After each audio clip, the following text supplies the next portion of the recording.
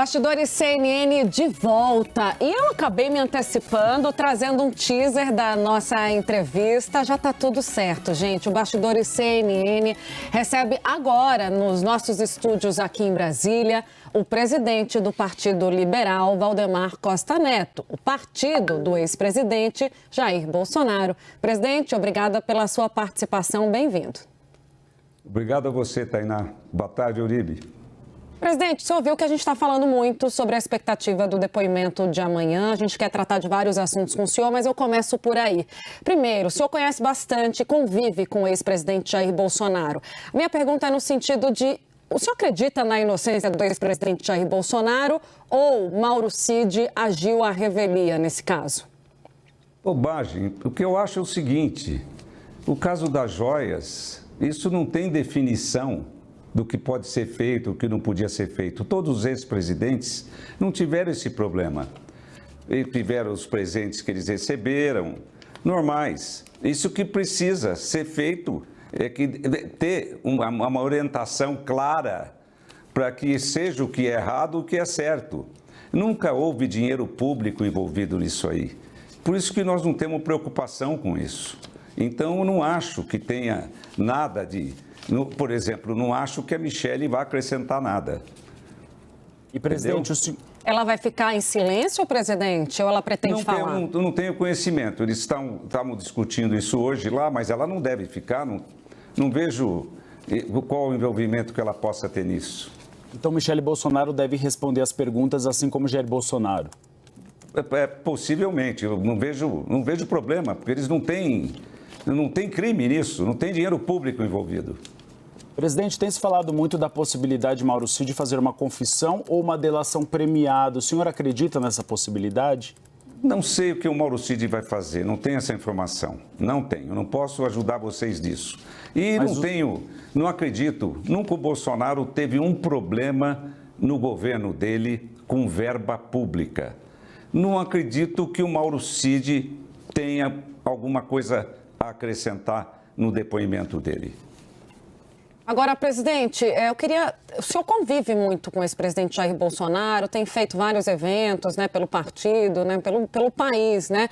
O que o senhor ouve do ex-presidente? Eu sei que o senhor não pode falar pelo ex-presidente, mas o senhor conversa muito com ele, inclusive sobre esses assuntos que afetam ele e familiares e pessoas muito próximas. O que o ex-presidente justifica em relação a esse caso? E o quanto que ele teme que isso respingue, por exemplo, na sua atuação política?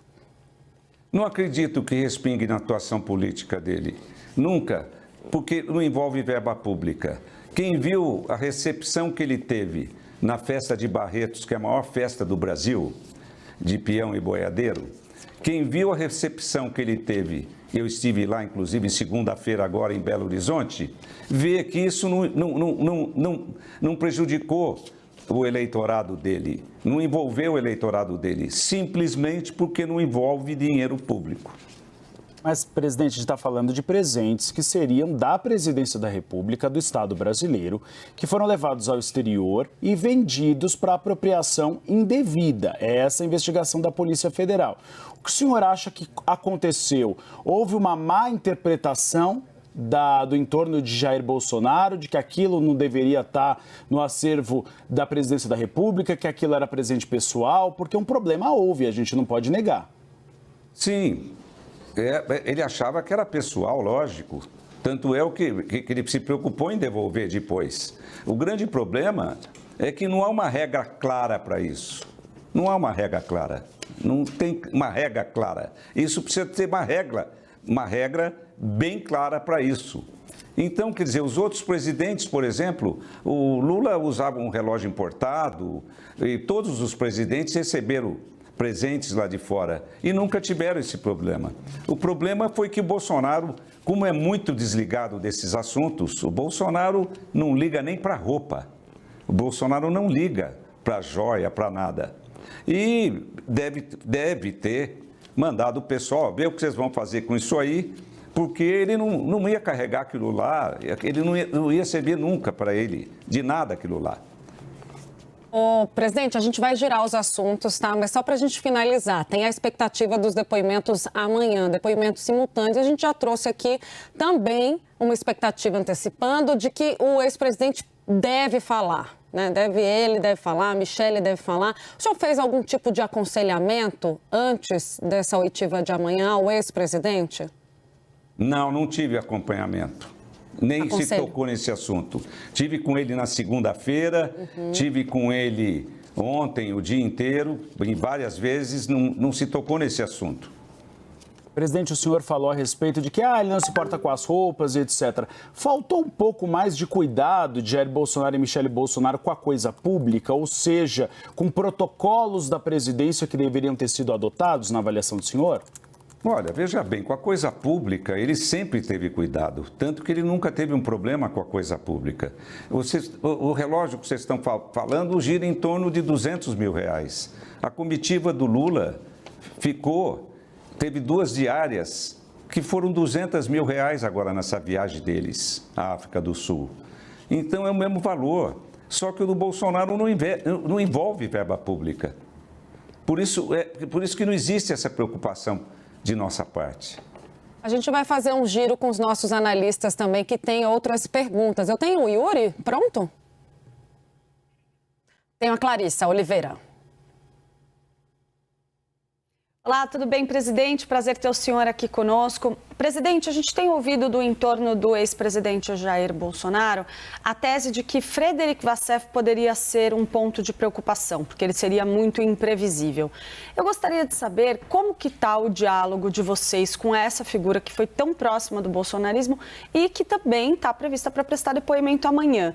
O senhor acredita que isso contamina de alguma forma? É cada um por si ou está todo mundo no mesmo barco? Não acredito não acredito. Eu não tive mais contato com o Frederic Wassef. Eu tinha contato com ele antes de tomar os telefones dele. Agora não tenho mais, ele não me ligou mais. Eu tinha pouco contato com ele. Ele não te deu o telefone novo dele, presidente? Não me deu. Não conversei com ele ainda, mas não vejo preocupação, porque ele sempre se preocupou em defender o Bolsonaro, a família dele. Não vejo preocupação para isso. Não vejo que haja preocupação disso, nenhuma. Presidente, eu gostaria de mudar um pouquinho. O Yuri está aí. Vamos chamar o Yuri agora para fazer uma pergunta, aproveitando que ele está aí na Câmara dos Deputados.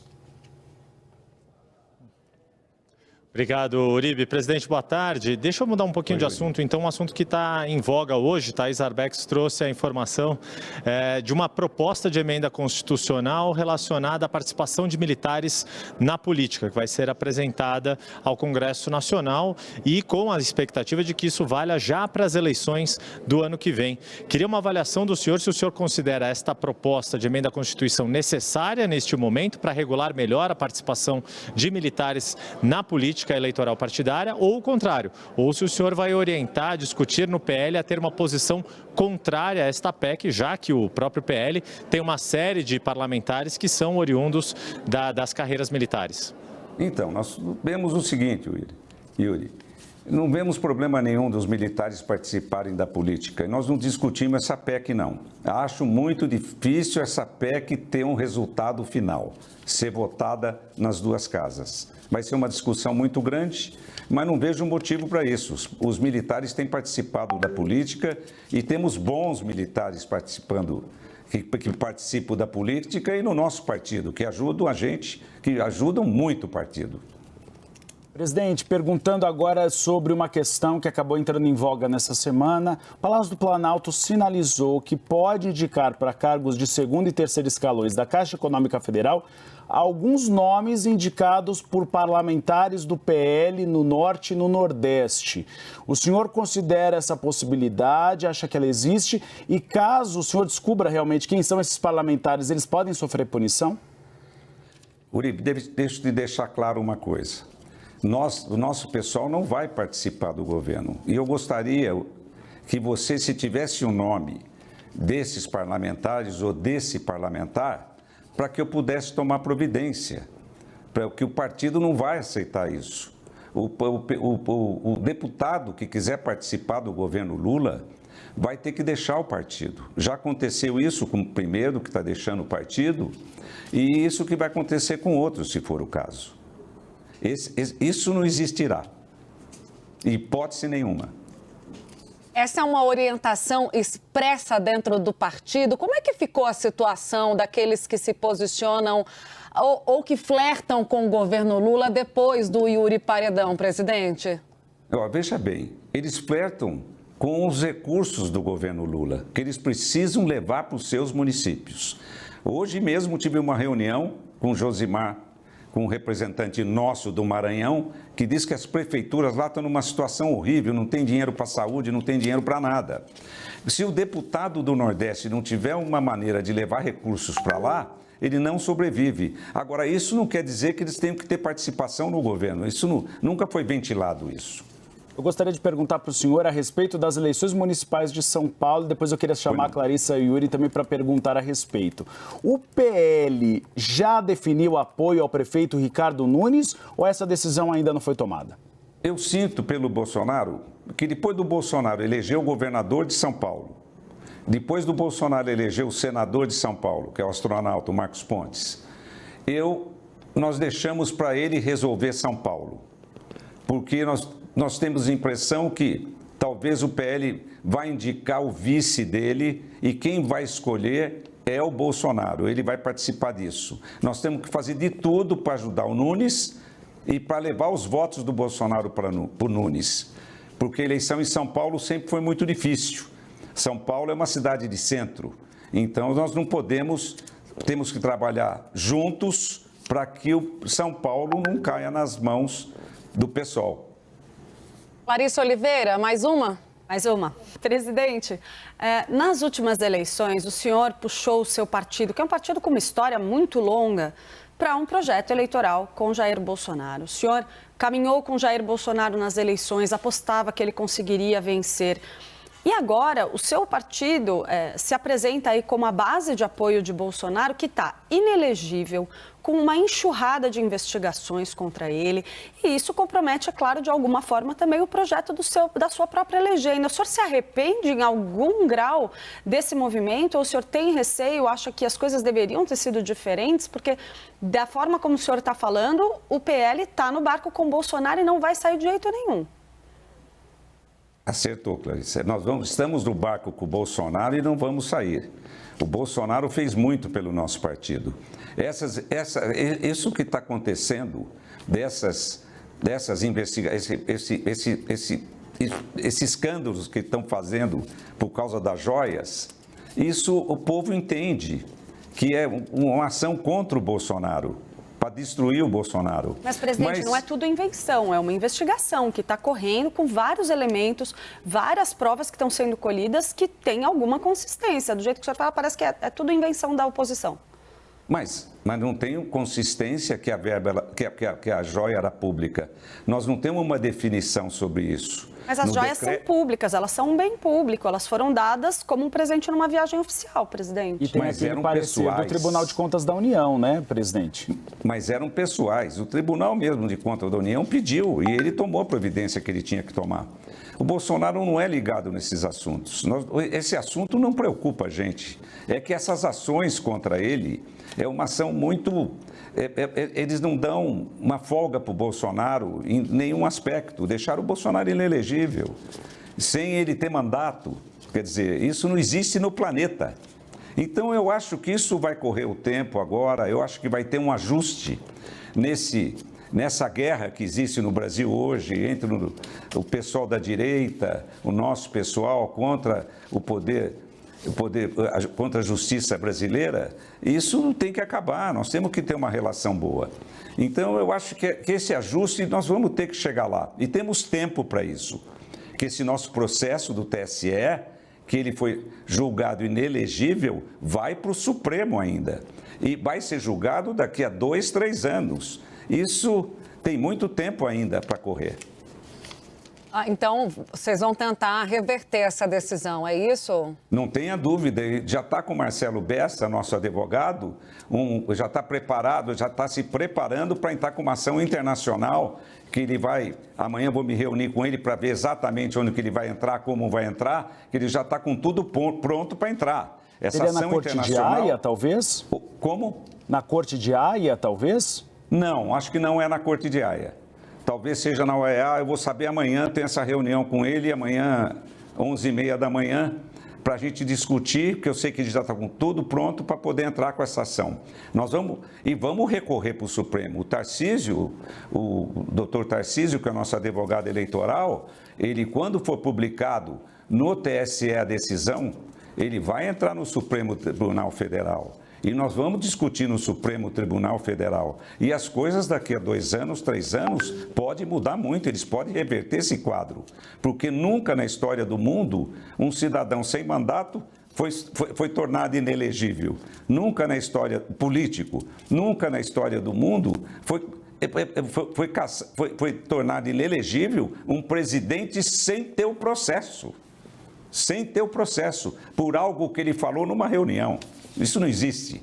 Então, vamos discutir. Nós podemos ter um entendimento melhor com o Poder Judiciário, nós queremos ter uma relação boa com o Poder Judiciário e queremos que o Poder Judiciário tenha uma relação boa com a gente também. Podemos chegar nesse entendimento com o nosso pessoal da direita, com todo o pessoal, para que a gente tenha... Eu acho que todas as autoridades têm que ser respeitadas. Nós temos que chegar nesse entendimento para acabar com essa guerra. Nós temos que chegar num denominador comum, para o bem do país. Presidente, Yuri Pita, tem mais uma pergunta. Pois não. Oi, Yuri. Deixa eu aproveitar essa coincidência, presidente, porque o senhor menciona essa hipótese de voltar a ter Jair Bolsonaro como um candidato, uma pessoa elegível em 2026, no mesmo dia em que é divulgada uma resolução do Diretório Nacional do PT, que é a mais explícita defendendo a reeleição do presidente Luiz Inácio Lula da Silva, também em 2026. Nesse aspecto, vou manter essa provocação. O senhor imagina uma nova eleição entre Lula e Bolsonaro em 2026, sendo bem sucedido o PL nesse recurso e o governo Lula tendo condições para que o presidente seja candidato à reeleição? E nesse cenário, quanto vai pesar aquela projeção que o senhor já fez de eleger 1.000 prefeitos nas eleições de 2024? Isso nós estamos tendo, Yuri. Estamos tendo, nesse aspecto dos prefeitos, nós estamos tendo um assédio muito grande. Não é assédio, nós estamos recebendo esse pessoal de braços abertos. Nós vamos ter, eu tenho certeza que nós vamos fazer mais de 1.000 prefeitos, isso eu não tenho dúvida. Até não é só pela nossa força, não, é pelo número de deputados federais e estaduais que nós temos e que isso tem uma relação direta ligada. E eu não tenho dúvida que nós vamos ter muita força para essa eleição. Agora, do ano que vem. Eu tenho certeza que nós vamos ter um ajuste muito bom nisso aí. Nós podemos chegar, passar de 1.000, podemos chegar a 1.300 prefeitos no Brasil. Temos muita chance para isso, porque nós estamos tendo uma procura muito grande. Eu vou só te dar o exemplo de São Paulo. Em São Paulo, Yuri, o Bolsonaro ganhou a eleição em todas as cidades do estado de São Paulo, só perdeu na capital. Então, você imagina o candidato a prefeito sabe da influência do Bolsonaro, então ele precisa do apoio do partido para ele se eleger prefeito. E isso nós estamos tendo um fluxo muito grande de gente. Vamos ter sucesso nisso aí. Presidente, o senhor vai ouvir muito essa pergunta ainda até 2026, mas eu vou repeti-la. Michele Bolsonaro pode ser um plano B nesse caso para candidato à presidência da República? Eu não tenho dúvida. O Bolsonaro pode ser candidato. Talvez não tenha respondido a pergunta do Yuri direito. O Bolsonaro pode ser candidato contra o Lula, não tenho dúvida disso. E o Lula deve ser o candidato do PT. Não tenho dúvida disso. Eles vão enfrentar problema, porque eles vão enfrentar um problema em São Paulo. É que o Boulos não vai ter chance de ganhar a eleição em São Paulo. Eu tenho certeza disso. Porque se o Boulos ganhar a eleição em São Paulo, ele vai ser candidato contra o Lula na eleição de 2026 e contra nós. E a Michele Bolsonaro é plano B para vocês? Como? A Michele Bolsonaro é o plano B para ocupar essa disputa? Nunca foi. A Michele não tem nem... Nunca... E fala que não quer ter mandato, pelo menos fala assim, sempre falou, e o Bolsonaro não deseja isso para ela. O Bolsonaro já comentou uma vez que ela podia ser, talvez fosse candidata ao Senado, mas não um cargo executivo. Nunca foi ventilado isso. Presidente, o senhor está falando do cenário de São Paulo e o senhor defendia aí nos bastidores, segundo algumas fontes nos disseram, o nome de Marta Suplicy. Mas Jair Bolsonaro tem resistido. Qual seria a possibilidade do PL para vice de Ricardo Nunes? Poderia ser o Derrite, o secretário da Segurança Pública do Estado de São Paulo? Pode ser, o Derrite é um bom nome também, mas eu não defendi o nome dela. É que um jornalista me perguntou o que o senhor acha da Marta, de candidato do Nunes em São Paulo, do Ricardo Nunes. O que eu falei? A Marta é quem mais tira votos do Boulos, porque a Marta tem voto em São Paulo, tem voto na periferia, e isso seria muito importante, porque nós precisamos de alguém que tira voto do Boulos, que vai ser o adversário do Nunes. Então, eu só falei isso, não falei dela vir para o partido, nunca foi discutido isso, e nem estive com a Marta. Faz muito tempo que eu não falo pessoalmente com a ex-prefeita. Nós entrevistamos, então, Valdemar Costa Neto, presidente nacional do PL. Muito obrigado pela entrevista, presidente. Eu que agradeço. Obrigada. A gente segue com os nossos analistas. Sim, todos em tela. Gente, vamos repercutir um pouco, né, dessa entrevista cheia de leads. É sempre assim com o Valdemar Costa Neto, né? Clarissa Oliveira, eu quero te ouvir. Voltando na questão das joias, a gente vê